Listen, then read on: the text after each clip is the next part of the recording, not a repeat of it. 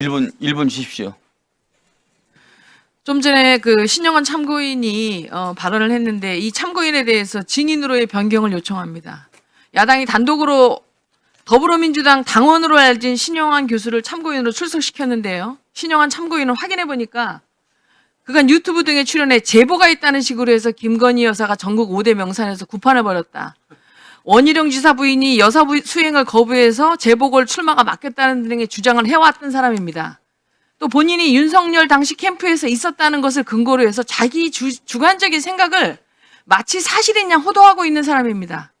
일각에서는 신 참고인의 일련의 행동을 보고 정치적 진영을 갈아탄 자가 본인의 정치적 입지를 확보하기 위해서 과장되게 말하는 것 아니냐는 비판도 있습니다.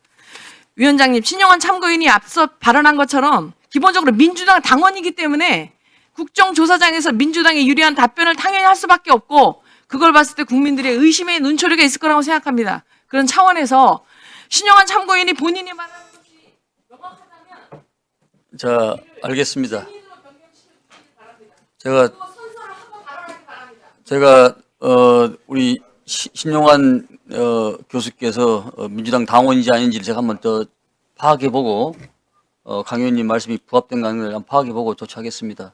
이제 간사님 똑같이 1분씩 이렇게 듣겠습니까? 네, 1분만 하십시오. 네. 네, 고맙습니다.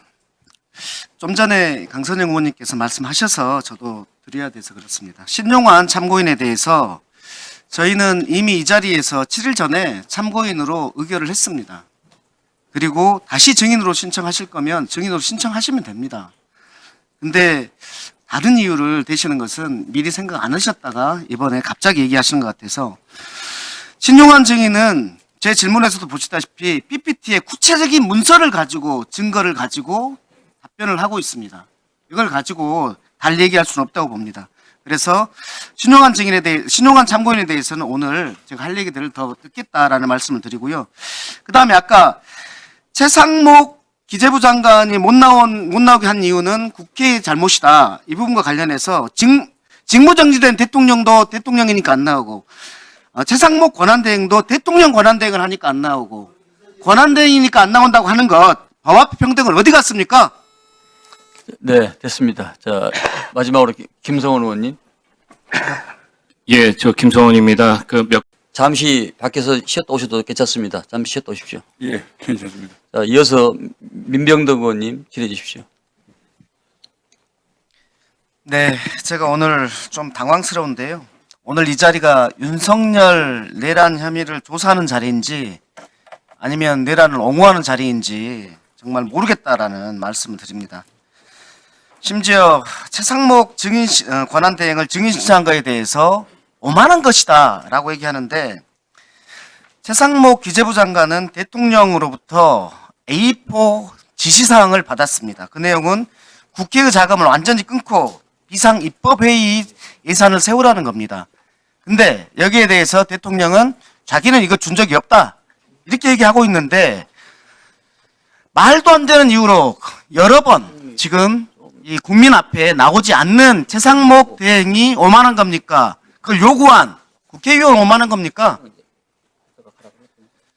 또 하나는 수사 과정에서 그 내란 특검의 범위와 관련해서 인지 사건이 들어가 있기 때문에 이거는 말도 안 되는 것이다라고 하는데 수사 과정에서 내란을 수사하다가 수사 과정에서 외환 이슈가 드러나면 하지 말라는 얘기입니까?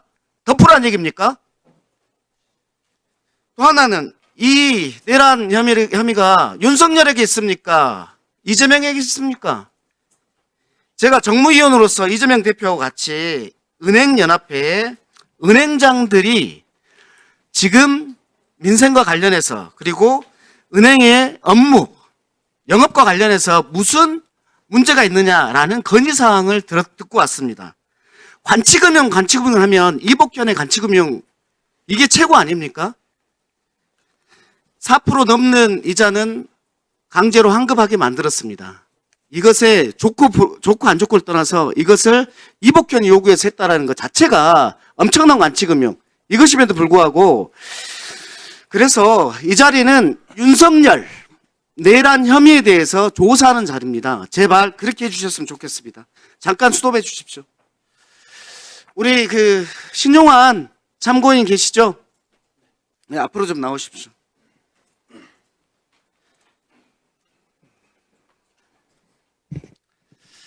제가 다른 가느라고 이분을 까먹었는데요. 좀 빨리빨리 합시다. 신용환 교수님은 지난 윤석열 캠프에서 어떤 역할을 하셨죠? 정책총괄지원실장으로 대통령 후보께 직접 정책에 대해서 보고드리고 또 전략조정회의, 일일 상황 점검회의 등 중요 회의에 참석했습니다. 예, PPT 1번을 보면 캠프 때부터 선관위를 불신하고 있었다라는 그런 문건을 공개하셨는데요. 여기에 보면은 집계 과정에서 컴퓨터 알고리즘을 조작한다.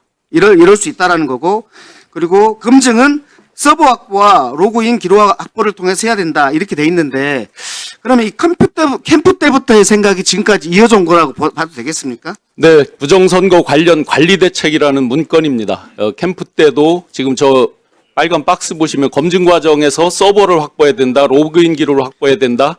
이것 그대로 이번에 선관위에 군인들이 들어간 것을 예, 보면 좋습니다. 대선 때 생각이 그대로 이어져 온 것 같습니다. 예, PPT 2번을 보겠습니다. 이것은 유경준 의원이라고요. 국민의힘 전 의원입니다. 통계청장 출신입니다. 1월 21일 날 중앙일보에서 인터뷰를 했어요. 그 내용이 뭐냐면 지난 대선 직후인 22년 4월경에 윤석열 대통령하고 부정선거 음모론에 대해서 설전을 벌였다라는 거고, 그때 윤석열 대통령의 내용이 뭐냐면 자신이 5%에서 10%를 이길 선거인데 부정선거 때문에 간발의 차이로 이겼다. 그러니까 부정선거라라고 주장했다고 합니다. 그러면서 이번 인터뷰에서 이렇게 얘기하고 있어요. 통계학의 기본도 모르는 말도 안 되는 소리라고 일축하고 있습니다. 질문하겠습니다. 지난해 PPT 3번을 보면은 지난 대선 직전에 이준석 대표도 10% 차이로 승리한다고 이렇게 자신하고 있거든요. 그래서 묻습니다. 윤석열 후보와 이준석 당대표가 10% 차이로 이긴다라고 하는 근거가 무엇이라고 생각합니까? 명태균 씨가 1차에부터 9차까지 2월 28일부터 2022년 2월 28일부터 3월 8일까지 9차례 매일매일 조사를 합니다. 거기에 보고해 보면 약 5에서 10%를 계속 당시 윤석열 후보가 이기는 걸로 돼 있습니다. 마지막 9차 보고서에 보시면 9.1% 이기는 것으로 나와 있고 봉황무늬에 금색으로 당선 확실이라고 되어 있습니다. 즉 9.1% 봉황무늬 당선 확실 이런 것들이 윤석열 당시 후보에게 확신을 심어줬다고 그러니까 생각합니다. 10%이 승리 얘기는 명태균 보고서에 근거가 있을 것이다.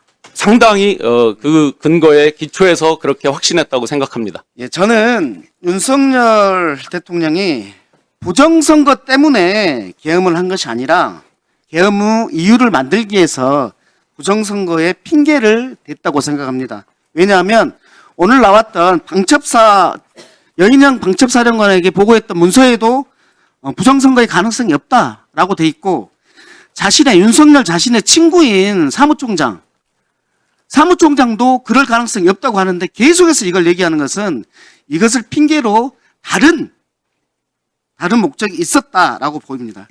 우리 참고인 명태균 사건과 관련해서 좀 물을게요. 창원지검 다녀오셨죠? 네, 조사 받았습니다. 예, 참고인 조사에서 대통령 비호한다는, 검찰에 비호한다는 느낌 받았습니까? 제가 조사받을 당시에는 윤석열, 김건희 두 분에 대해서도 팩트에 대해서는 소상히 체크를 한다라고 그런 느낌을 받았습니다. 명태균 씨는 20일 날 자신의 재판에서 이렇게 얘기했어요.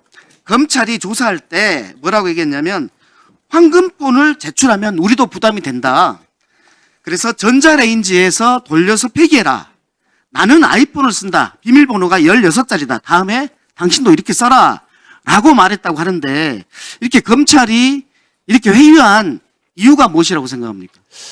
그 명태균 씨 수사 보고서가 11월 4일 날 작성되고 2021년 그리고 3일 후에 11월 7일에 윤석열 대통령의 대국민 담화에서 윤석열 대통령이 명태균 씨 관련성에 대해서 완벽하게 부인을 합니다.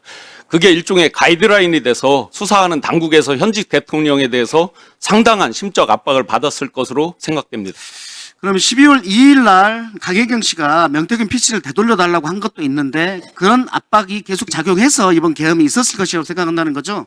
제가 소상히 자료를 제출한 것과 그리고 강혜경 씨가 PC를 돌려달라고 한 것 그리고 명태균 변호인들이 휴대폰을 제출할 수 있다는 것 이런 것들이 큰 압박이 됐을 거라고 그리고 봅니다. 그 하나만 더 물을게요. 그 명태균 씨의 엉터리 비공개 여론조사가 있는데 이 역할 외에도 명태균의 다른 역할들이 있었다고 보이는데 이것은 어떻습니까? 캠프에 상당한 역할을 한 게 경선 룰과 경선 일자 시간이 없으니까 것까지 영향을 이거- 미쳤다고 봅니다. 이거 하고 이 부분 하나 하고 그리고 네. 네, 그렇게 해주세요.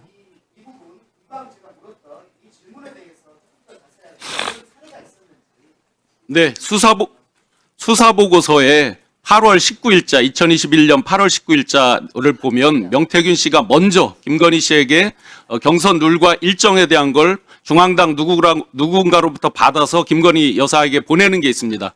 그 내용을 제가 제 파일을 찾아보니까 동일한 파일이었습니다. 그런데 그걸 보내고 나서 룰과 일정이 바뀝니다. 국민의힘 경선 룰과 일정. 그런 것들로 봐서 명태균 씨는 상당히 당에 그리고 김건희 여사 등등의 큰 위상 역할을 갖고 있었다라고 확신합니다. 자, 네, 잠깐. 예, 자, 조력자 수준을 넘어서 함께 공동정권을 자, 증인. 창출한 사람이라고 생각합니다. 자, 이따 추가를 하십시오. 네. 자, 미롱철 의원.